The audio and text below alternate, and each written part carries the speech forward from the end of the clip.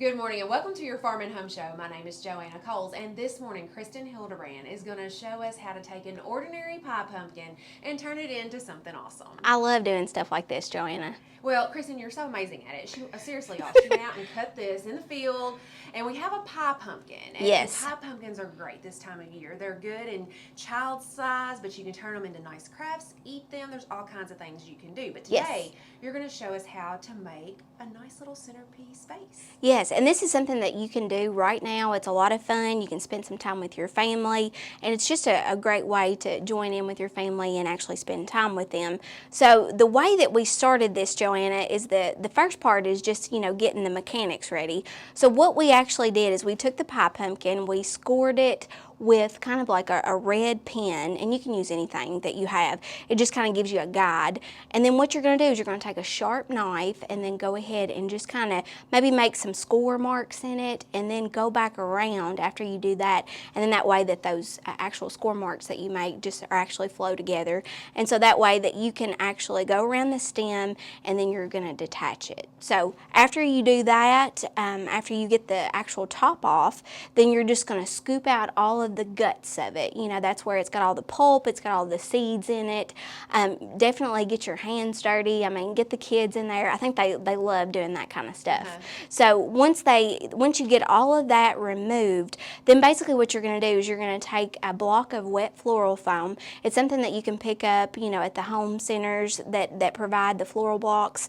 But you want to go ahead and wet that first, and then go ahead and add that wet block of floral foam inside. And you can measure it. What you did was you took the top and kind of measured how big the hole was in the pumpkin. Yes. To kind of get that perfect fit. Yes, and that's the perfect way to do that whenever you make it, because that way that you can just gently put that into the pie pumpkin, and it's the perfect membrane for holding a lot of that, especially when we add some of these beautiful flowers that we picked later on. All right, well, I can't wait. Let's get started. Yes, so what we've done here is we've actually gone out in our garden, in our landscape. It's really fun to do that because you're just exposed to what's around you, especially for this time of year.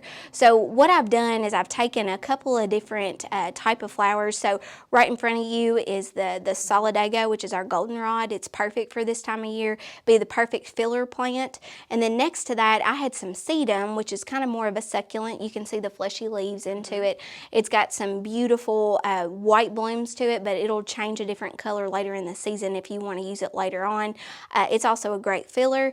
And then just to kind of make a pop of different color, we've got some purple basil that I had growing out in the herb garden. It'll kind of nicely contrast with some of those already. And then for a little bit of height, we have our garden canna. Provides a nice little red touch, especially to our arrangement, gives it some height.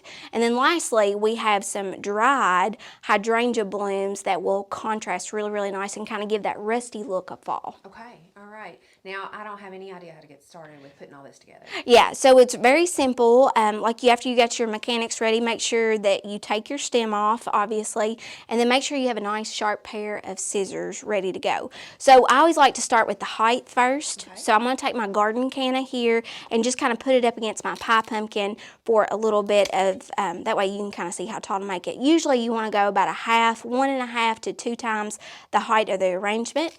And if you'll notice here, Joanna, I'm making my cuts at a diagonal so that way it goes. Now you can place this in the center, or if you want to place it more towards the back of your arrangement, you can do that too. So I'm just going to put it right around the center. After we provide the height in our arrangement, we're going to go next to our main flower, which is our hydrangea. We're going to add that around the thriller, and then we're going to add just a little bit of greenery just so that way we can see what space we have left. And then lastly, we're going to add in the filler flowers like we've got with the sedums and also the goldenrod. Well, Kristin, this is going to be so pretty to have on your table, and like you said, it's a great thing, great activity for the family to do together. So thanks for being here with us today. If you have any questions about pumpkin crafts, make sure to contact your local extension office. Thanks for watching and have a great day.